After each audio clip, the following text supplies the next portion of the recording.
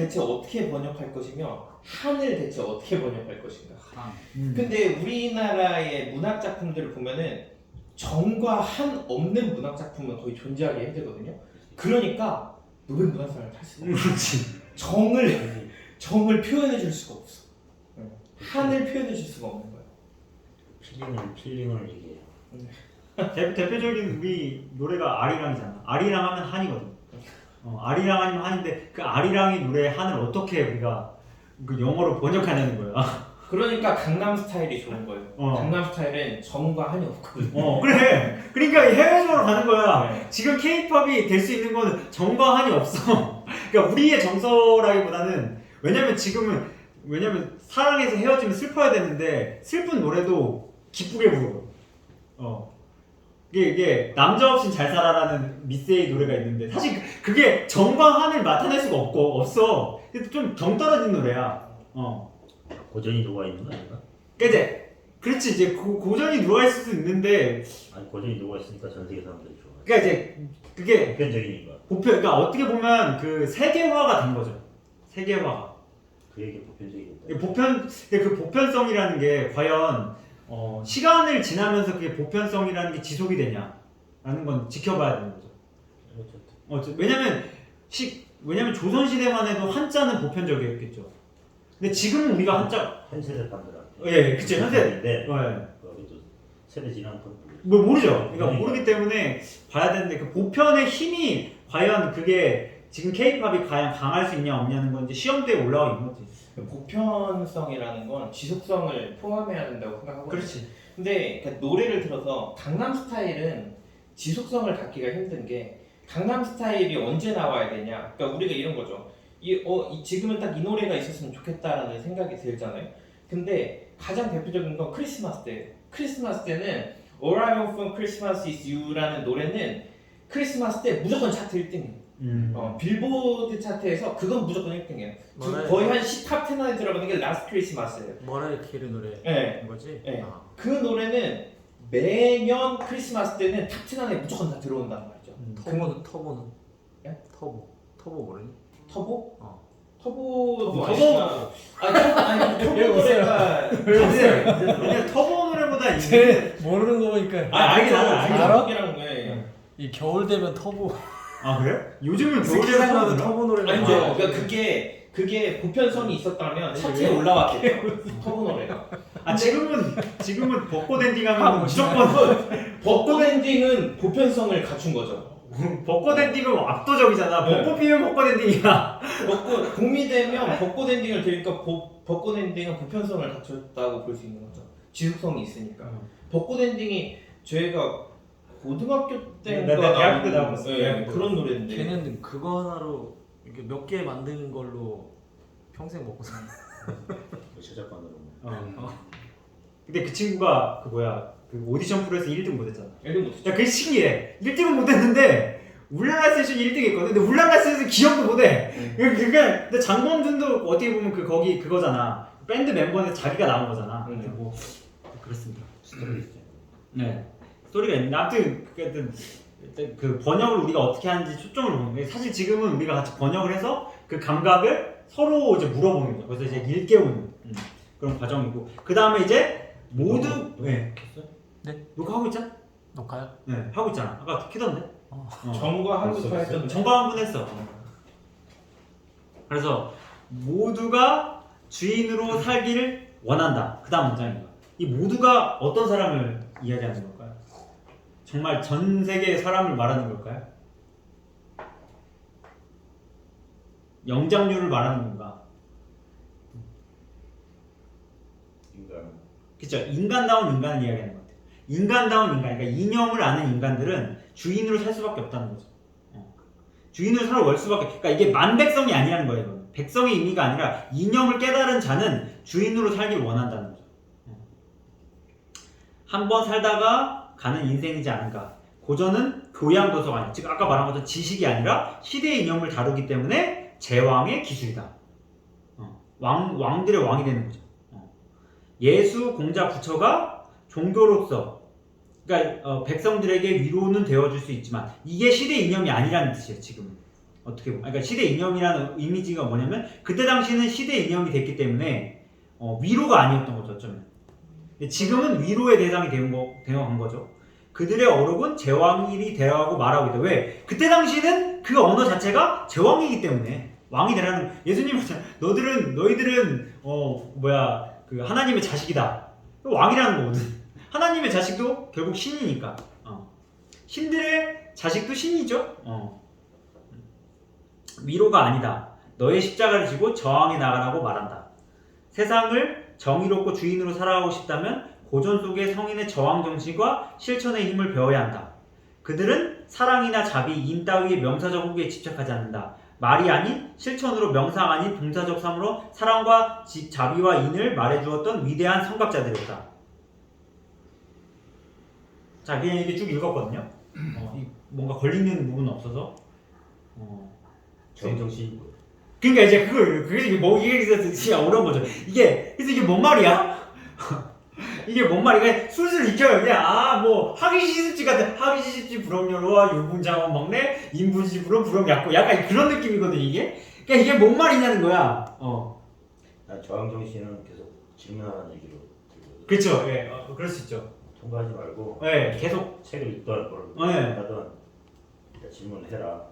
나의 것으로 만들어라. 생각해라. 예, 항상 고민해라. 예. 통과하지 말고. 그렇죠. 그냥 이렇게 스루 패스하지 말고 안 것처럼 착각하지 말고 위선이라는 거죠. 나 이거 알았어. 책을 읽어도 그냥 지금 잊지 말고 그냥 생각해라. 그렇죠. 그 의미 아니죠. 생각을 해라. 맞아. 그쵸. 그런 생각 없이 그냥 지나가는 거는 저항이 아닌 거예요. 저항이라는 거는 이게 물리학 법칙에서도 그렇잖아. V는 IR이라는 아주 되게 유명한 공식이 있어. 오메 법칙이라고 아주 유명한 공식이 있는데 그 공식에서 보면 참 웃긴 게 뭐냐면 저항이 없으면 압력이 나타날 수 없어. 근데 반대로 이야기하면 R은 I가 있으려면 또 R도 있어야 돼. 그러니까 전류가 흐르려면 무조건 저항이 존재해야 돼. 그 뜻은 뭐야? 저항이 없이는 흐를 수가 없다는 얘기거든요. 압력, 즉 포스, 힘도 나타낼 수 없고. 그러니까 저항이라는 건 내가 흐르고 힘을 나타낼 수 있는 명확한 인지인 거예요. 왜냐면 I가 이제 그러니까 이항이 돼가지고 넘어가면 I는 R분의 V잖아요. 근데 R은 0이 되면은 0이 될 수가 없잖아. I가 있으려면. 즉 흐르려면 저항이 될 수밖에 없다라는 게 물리학 법칙에서도 이야기해 주는 거거든요. 그러니까 정량적으로 보더라도.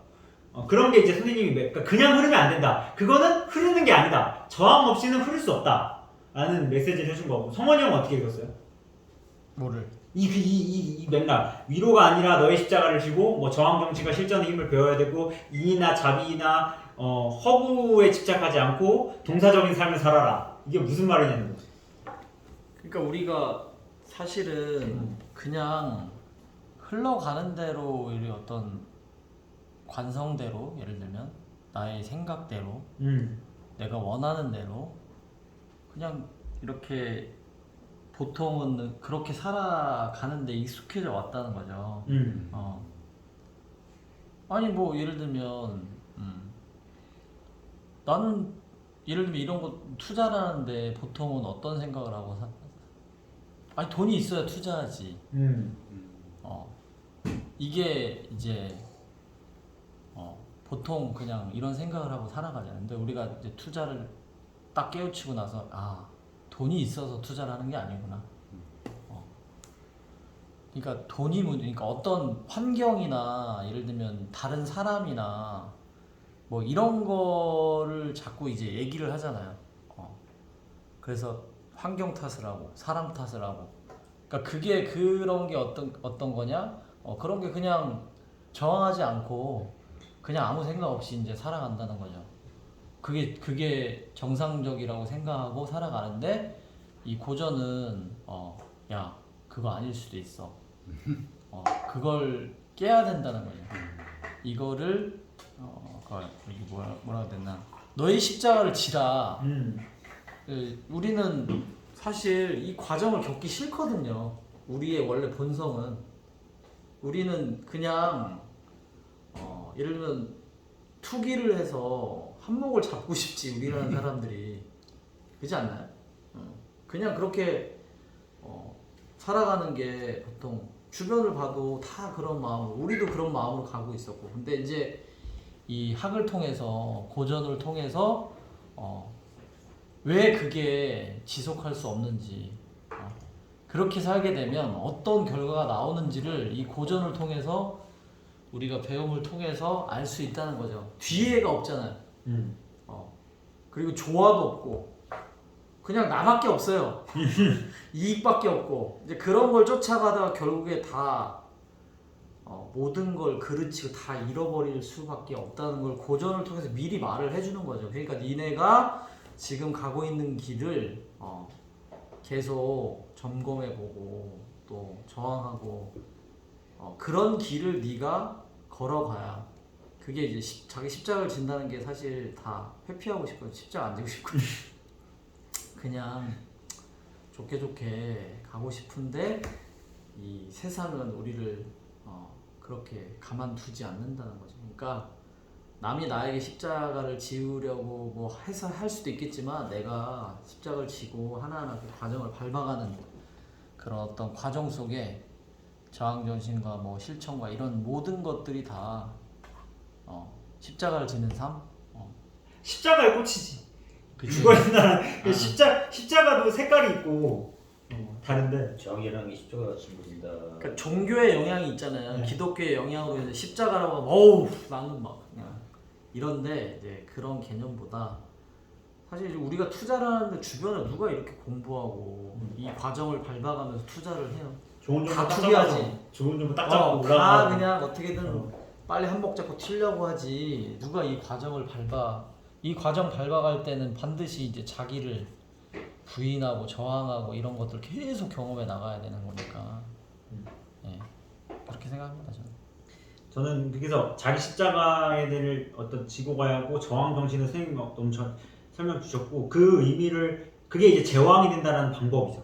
제왕은 그런 식으로 제왕이 되는 거지 내가 태어나거나 금수저로 제왕이 되는 게 아니다. 좋은 종목 잘 받는 게 아니라 아까 말한 저항 정신이나 이런 걸 통해 되는 거고 저는 그 뒤에 있는 마지막 그러니까 아까 말한 십자가 이런 어떤 사랑이나 인자비의 명사적 호구에 집착하지 않았다. 이게 저는 해석을 하자면 이게 뭔 말이냐고 보니까 상황적인 인이나 사랑을 우리가 공부를 해야 되는 거지 인이 사랑이 뭐다 라고 고정돼서 생각하면 안 된다는 거죠. 그러니까 교원영색 선이 인이라고 말하는 맥락은 뭐냐? 교원영색을 하는 순간 너는 인과 멀어진 인간이야 라고 말을 하는 거지 그걸 인을 가지고 인은 무조건 교원영색만 안 하면 돼 라는 명사적 의미에 꽂혀서 우리는 이해를 하면 안 된다는 거죠. 그러니까 상황적인 그 순간순간에 인을 느끼고 사랑을 느끼고 자비를 느끼고 가야 하는 것이 고전이고 그게 저항정신인데 우리가 꼭 어떤 상황만이 저항이고 어떤 상황만이 십자가를 지는 거고 어떤 상황만이 사랑이고 어떤 상황만이 인이고 이런 명사적 과정에 꽂혀서는 안 된다는 거죠. 왜? 고전을 배우면 그런 말들이 나오거든. 그리고 그런 거에만 쫓아서 살려고만 하거든. 그런 게 아니라는 거지. 그러니까 우리가 인을이라는 건 느낌이라고 하잖아. 그러니까 인을 느껴야지 인을 가지고 느끼려고 하면 안 된다는 거죠. 그러니까 인을 가지고 느끼려고 하는 게 아니라 인을 느껴야 된다는 거죠. 저건 참 인하다. 이런 걸 느껴야지 인이라는 걸 정의해서 가는 건 아니에요. 그래서 공자는 인을 함부로 이야기하지 않았죠. 그러니까 인을 물어봐도 인을 어떻게 돼? 번지한테 우리 생존고전 시간에 이야기하죠. 리를 멀리해라. 그때 당시의 시대를 저항하라. 그러니까 저항 정신으로 인을 이야기하는. 그러니까 상황. 그때 당시의 상황에 맞게 이야기를 하고 번지의 상황에 맞게 인을 접목하는 거지. 이 번지를 제외하고 인을 설명할 수 없다는 거죠. 그 상황에 맞춰서 우리는 왜 인간은 결국 상황을 벗어날 수 없거든요. 그 상황 속에 사는, 즉 점에 사는 존재라는 거죠. 그게 저는 여기에서 말하는 맥락이고 그게 곧 왕이 되는 기술이다. 그게 곧 주인이다 라는 메시지로 받아들였고 그래서 이 책은 고전을 해석하거나 설명하는 책이 아니라는 거예요. 그 설명을 할 수 있게 도와주는 책. 그러니까 저항 정신을 갖게 해주는 거지 저항이 이거다라고 설명하는 책이 아니라는 거죠. 그래서 생존을 위한 텍스트라고 할 수 있다. 그 텍스트를 어떤 식으로 전해줄까 고민하다가 대화로 풀어가겠다. 왜? 왜 대화로 풀어갔을까요? 선생님 그러니까 고전 대부분 이렇게 설명을 하잖아요. 굳이 왜 대화로 가려고 했을까요? 그 전에 논어나 성경이 다 대화라서? 성원이 이거 대화로 풀어갔다고 했잖아요. 근데 여기 좀 이것도 이상해. 대화로 풀어가기로 했다. 이게 좀 말이 안 맞죠. 대화를 통해 풀어가기로 했다. 대화를 가지고 풀어가기로 했다. 그러니까 대화로 로가 겹치잖아요. 이거 조금 약간 수정할 필요가 있다고 좀 느끼기도 했어요. 왜 굳이 대화일까요? 선생님이 가장 싫어하는 말 중에 하나가 대화로 우리 풀어갑시다.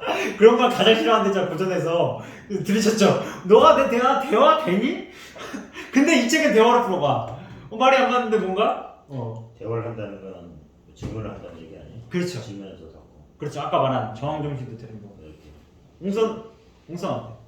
대화로 풀어나가기로 했다. 이게 사실 저는 그리고 선생님께서는 이게 그 사모님과의 옛날에 했던 대화라고 이렇게 말씀을 하셨는데 그 제가 읽은 생존고전은 뭐냐면 저는 선생님이 지금까지 고전이라는 걸 생각해온 그 과정을 자기 머릿속에서 일어난 일을 다 여기다 넣었다고 생각하거든요. 그러니까 대화가 내가 너하고 대화가 되냐? 하는데 대화가 되는 사람이 한 명 있어요.